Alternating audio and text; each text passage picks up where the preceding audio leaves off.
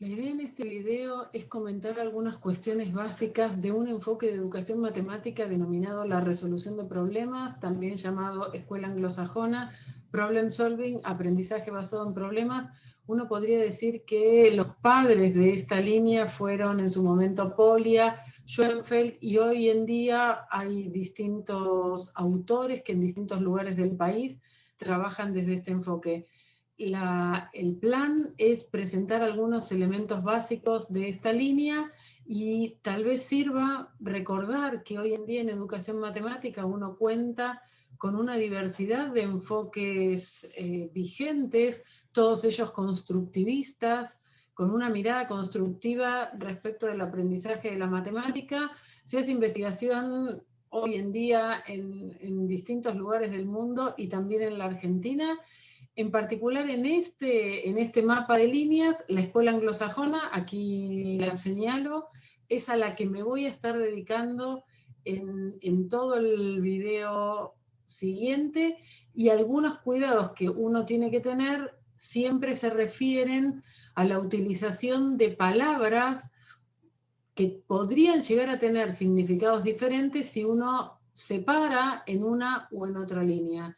El concepto de problema es un ejemplo de ello y, como digo, yo voy a estar considerando esa noción desde la perspectiva de la resolución de problemas o escuela anglosajona.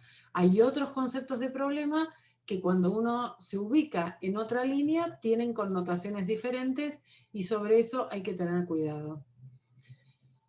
Una primera distinción que vale la pena mencionar es que el concepto de resolución de problemas es concebido en educación matemática como una línea, como un enfoque completo o como un concepto dentro de otras líneas. Por ejemplo, en teoría de situaciones, muchas veces quienes trabajan allí dicen que están trabajando con problemas. Bueno, los problemas en teoría de situaciones tienen un significado diferente que los problemas en la resolución de problemas. Se dan cuenta que la resolución de problemas es, por un lado, entendido como una línea y por el otro lado, entendido como un concepto dentro de otra línea. Pero a su vez se puede concebir la terminología resolución de problemas como un modo de trabajo en la clase. Cuando, por ejemplo, un profesor dice, yo en mi clase trabajo la resolución de problemas. Bueno, estas cosas hay que tratar de distinguirlas y tratar de entender con qué significado a uno le están hablando, porque además podría llegar a generar cierta confusión el uso de la terminología con uno u otro sentido. Antes de entrar en la línea de escuela anglosajona, quiero mencionar a qué se referiría uno o qué posibilidades hay de concebir la resolución de problemas como metodología de trabajo en clase. Uno podría dar clase de manera tradicional. Y entonces este punteo estaría como describiendo de una manera simplificada, como si fuera un esqueleto de la clase, qué momentos o qué grandes momentos me encuentro en una clase que está concebida o dada con una metodología tradicional.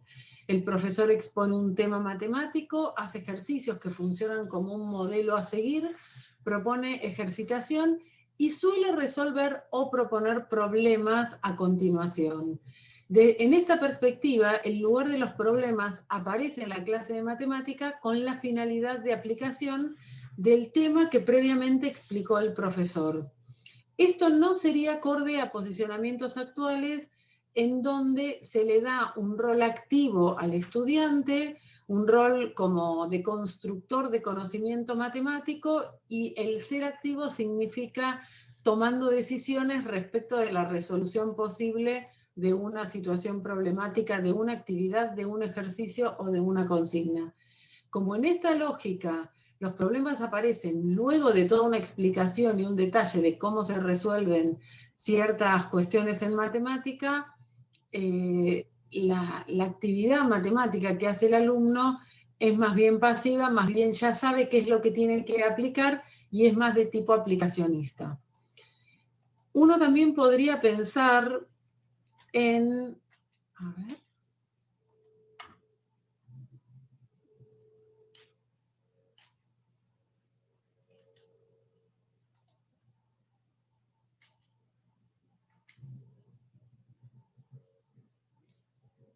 Ahí está. Uno también podría pensar en una metodología tradicional que siga esta lógica. Un docente que propone un problema explica el valor de ese problema y la falta de herramientas matemáticas para abordarlo. Entonces, la clase inicia con el profesor presentando una situación problemática y diciendo, bueno, sería fantástico poder resolver esto, pasemos ahora a ver un tema de matemática, y entonces deja ese problema como en espera, en stand-by, presenta el tema, explica el tema, decide si hace ejercicios o no, propone ejercitación o no, y vuelve en general a resolver ese problema inicial que motivó el interés del trabajo matemático. Luego, eventualmente, propone otros problemas. Noten las comillas, digo, porque el uso de la palabra problemas aquí no va a ser el mismo que el que voy a estar presentando en un momento dentro de esta línea de la escuela anglosajona.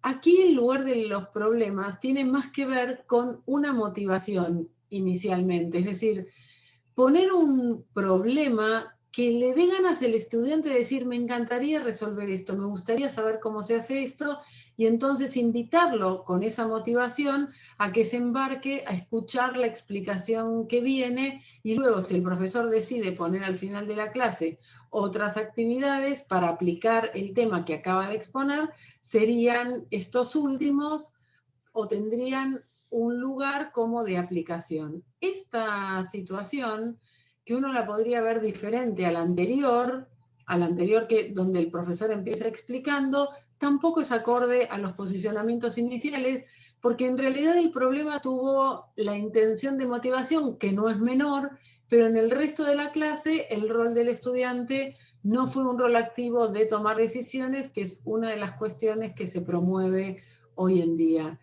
En metodologías no tradicionales y más acordes a los lineamientos actuales, el docente propone un problema, los alumnos lo resuelven y luego se recupera el trabajo realizado. El lugar de los problemas en este tipo de metodologías es de un medio para adquirir cierto tipo de saberes, saberes que pueden ser de dos tipos: o saberes de lo que uno llamaría contenidos conceptuales en las denominaciones antiguas, o otros objetivos como objetivos de tipo saber hacer. Es decir, el profesor que está dando una clase con este tipo de metodologías se está proponiendo que el estudiante adquiera una destreza, un saber hacer, un poder resolver un cierto tipo de actividades. Cuando uno se ubica en la escuela anglosajona o en la resolución de problemas, el punto está dado más como esta última perspectiva que mencionaba, está más puesta la intención en el saber hacer que en el aprendizaje de contenidos conceptuales, y eso es lo que de alguna manera sintetiza esta diapositiva en la que les voy a estar tratando de contar cuál es el espíritu del enfoque. El profesor que decide trabajar con la resolución de problemas como línea teórica, no como concepto de problema y no como metodología de trabajo en la clase, lo que pretende es que el estudiante se convierta en un buen resolutor de problemas. El foco está puesto en que sea el estudiante quien resuelve los problemas. Y entonces no se propone un contenido de tipo conceptual a enseñar, sino más bien que el interés está en el hacer, en el trabajo que hay detrás del abordaje de la resolución de un problema. Y entonces al profesor lo que le interesa es que el estudiante desarrolle estrategias que le sean útiles para abordar distintos problemas, y noten que dice abordar y no dice resolver.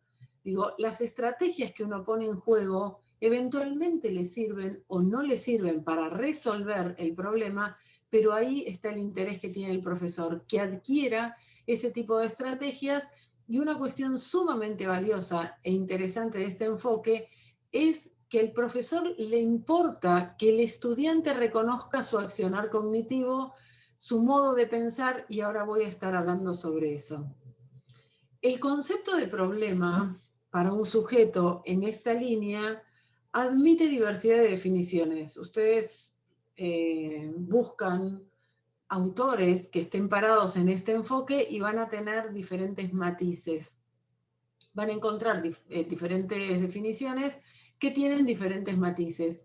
Lo que en general comparten esas definiciones bajo este enfoque teórico es que hay una presencia de un sujeto que es quien va a resolver. Y entonces aparece esto que uno denomina la relatividad a un sujeto. Lo que es problema para unos podría no serlo para otros, y todo tiene mucho que ver con las experiencias previas de formación, de conocimiento, de comprensión matemática. Bastaría pensar en un matemático avesado con un estudiante que se inicia, lo que para el estudiante podría llegar a ser un problema, y ahora sigo diciendo las otras características, para el matemático seguramente no lo sea.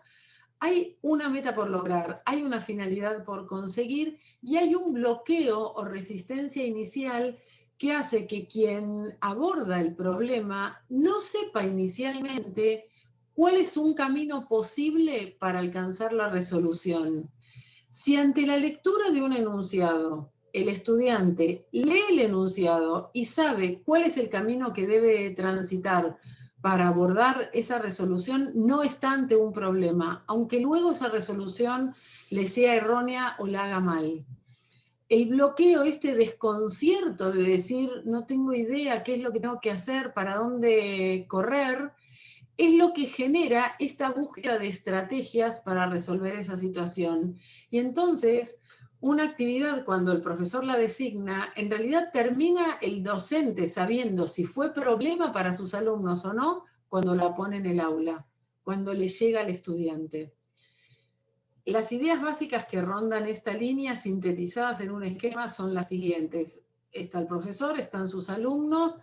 Hay un saber hacer que es el que al profesor le interesa que el alumno adquiera, esta intención de poder abordar problemas, poder resolver problemas. Entonces el docente le da al estudiante un problema que le genere un bloqueo. Ese bloqueo es el que moviliza la búsqueda de estrategias que eventualmente podrían serle útiles o no para resolver la situación. Todo esto bajo un marco de cuestiones matemáticas, porque los problemas que nosotros utilizamos son de matemática, y es a posteriori de esta resolución que viene el momento en el que el estudiante podría ser capaz de reflexionar sobre toda la situación, sobre los conocimientos que puso en juego, sobre cómo se sintió afectivamente ante ese bloqueo y ante la tarea de resolver un problema, sobre las cuestiones matemáticas y también sobre las estrategias. Esta reflexión metacognitiva es individual y es tarea del profesor, es una de las tareas del profesor, sobre la que ahora voy a estar mencionando, permitirle con sus intervenciones, con sus preguntas, con las intervenciones del docente, que sea el estudiante quien active esa reflexión metacognitiva. Una palabra teórica dentro de esta línea es el término de heurísticas, y con este término, en esta línea, se hace referencia a estrategias que pueden ser utilizadas en el proceso de resolución de problemas. No dice de resolver correctamente, en el proceso de abordar un problema. Cuando el estudiante está ante ese bloqueo, lo que pone en juego se denomina heurísticas. Este es un listado de algunas de las heurísticas que se pueden poner en juego. Hay más, se agrupan, es un listado no exhaustivo, es muy personal. Distintos sujetos ponen en juego distintas heurísticas. Aquí quedan algunas de ellas. Hacer dibujos, hacer un esquema, simplificar el problema, considerar casos extremos donde uno pone como al máximo un cierto valor para ver cómo funciona algo. Bueno, se dan cuenta que algunas de ellas no son matemáticamente correctas. Si a mí me dieron un problema y yo lo simplifico y resuelvo la situación simplificada, en realidad no resolví la consigna dada. Sin embargo, como estrategia, el planteo de simplificar ese problema eventualmente me puede dar algún tipo de pista para volver al problema original e intentar resolverlo. Toda la cuestión metacognitiva tiene que ver con la reflexión sobre la propia cognición, sobre el propio funcionamiento cognitivo, y es absolutamente individual, y es una práctica que le permite al sujeto conocer y autorregular su propio funcionamiento intelectual, y estas cuestiones metacognitivas se pueden poner en juego, como les decía hace un momento, tanto ante cuestiones matemáticas, donde uno reflexiona sobre lo matemático puesto en juego, un procedimiento como más económico respecto de otro, una estrategia útil o no útil ante algún tipo de problema, y también uno reflexiona sobre cuestiones más personales, más tipo emocionales, sobre cómo uno vive la resolución de un problema. Hay estudiantes que se bloquean, por ejemplo, cuando tienen un problema que desconocen el modo de encararlo. Algunos criterios para diseñar problemas, ya uno pensándose como profesor que diga, bueno, voy a hacer una experiencia sobre resolver problemas en el aula. Hay como dos cuestiones que el profesor tendría que conocer. Por un lado, conocer algunas cuestiones de los alumnos, de los sujetos, para quien él va a diseñar los problemas, y por otra parte, hay un cierto cuidado que hay que tener en la enunciación, en el enunciado de las consignas, para que esa consigna termine resultando o termine generando este bloqueo que es una condición del ser problema. Respecto de los sujetos, hay que saber qué pueden hacer, qué saben aplicar, qué disponen, qué no disponen.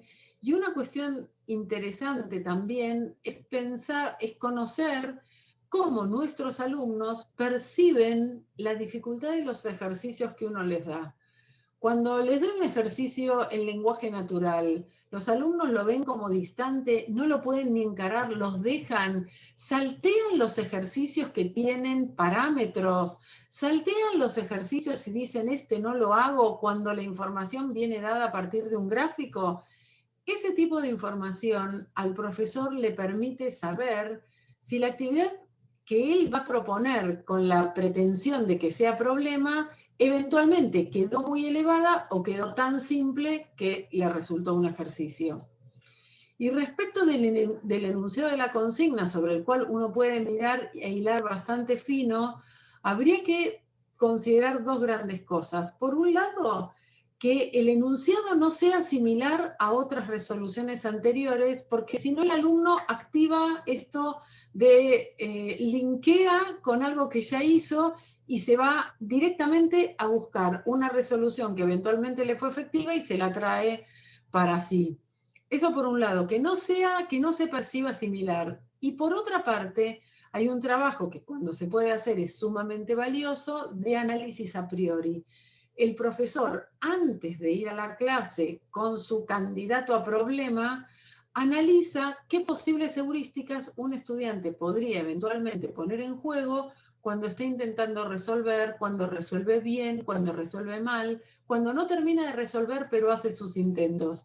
Si esa actividad en este análisis a priori es rica en diversidad de heurísticas, hay más posibilidades que resulte problema para nuestros alumnos.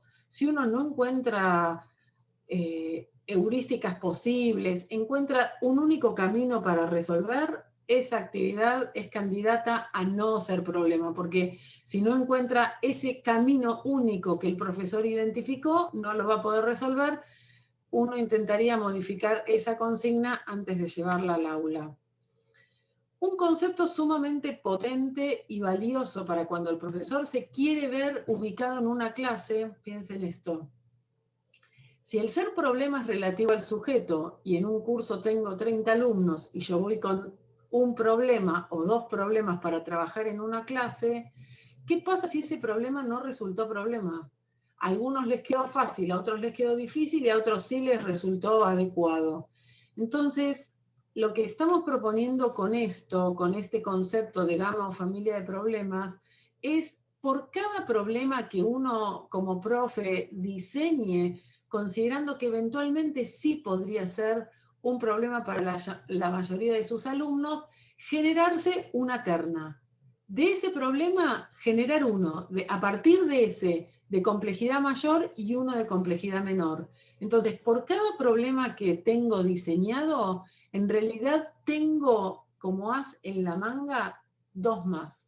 Tengo tres en total. Eso sería una gama de problemas que conserven dos cuestiones.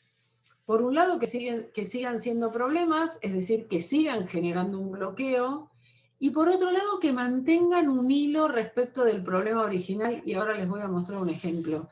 Si el problema original hablaba de, no sé, raíces de una cuadrática, que el de complejidad mayor y el de menor también sigan hablando de lo mismo, que sea casi como una intervención del profesor que le diga a un estudiante, supónganse que le quedó alto el problema, le resulta inabordable, le resulta muy difícil, va el profesor, pasa por los bancos y le dice, ¿y si acá en lugar de tal cosa tuvieras tal otra, lo podrías resolver?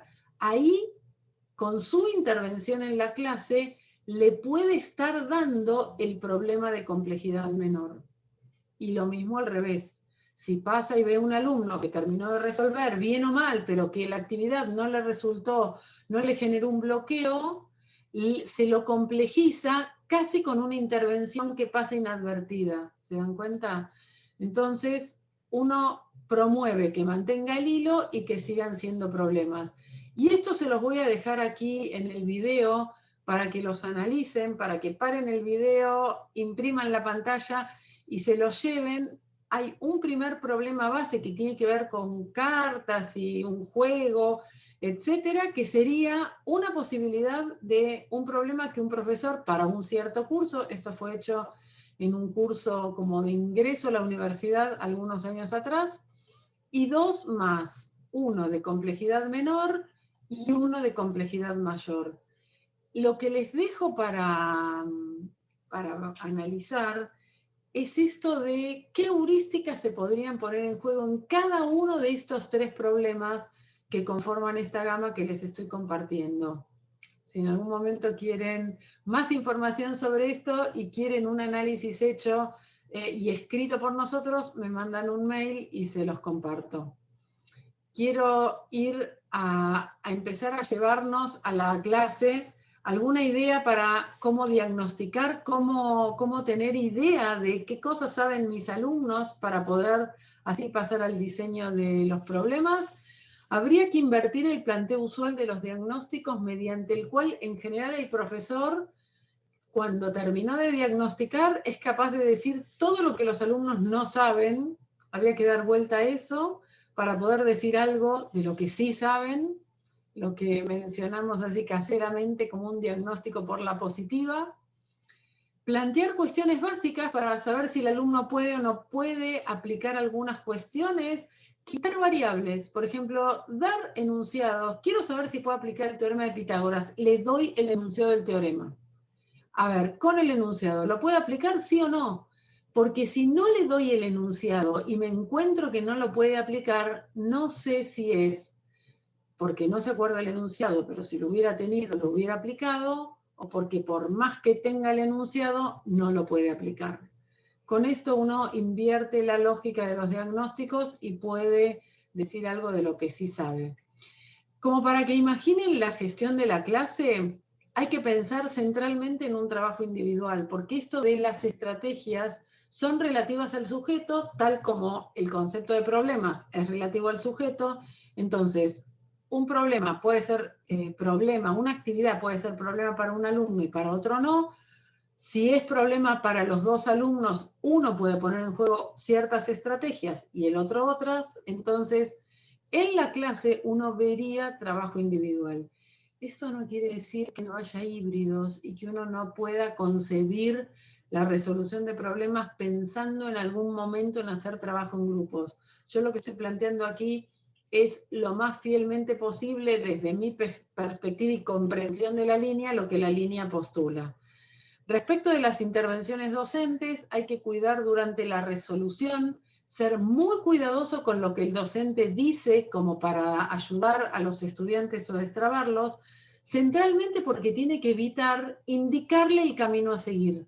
Si el profesor le indica el camino a seguir, destruye la consigna que podía ser o era un problema para el alumno y lo transforma en un ejercicio. Le dice el camino, deja de haber bloqueo, el estudiante lo recorre. Muy importantes son las intervenciones para activar la reflexión metacognitiva. ¿Cómo le pregunto, cómo le hago pensar sobre su trabajo para que el estudiante identifique cuestiones matemáticas, cuestiones de las estrategias puestas en juego y cuestiones sobre sus emociones a la hora de resolver problemas? Hay que gestionar las puestas en común, y un cuidado también muy interesante de pensar es gestionar los 3 problemas que conforman la gama. Es decir, uno llega al aula con 3 problemas, por el problema base, uno de complejidad mayor y uno menor, le da el problema base a todos, y después tiene que decidir cuándo le aumenta o disminuye la complejidad a cada estudiante. Y ahí es delicado, porque ver un estudiante pensando sin haber escrito nada no quiere decir que le quedó alto el problema y que haya que darle uno de complejidad menor. Ahí requiere un poco de práctica como para ir viendo cómo asignar esos problemas. También tenemos cosas escritas, si en algún momento quieren ver, me pasan un mail.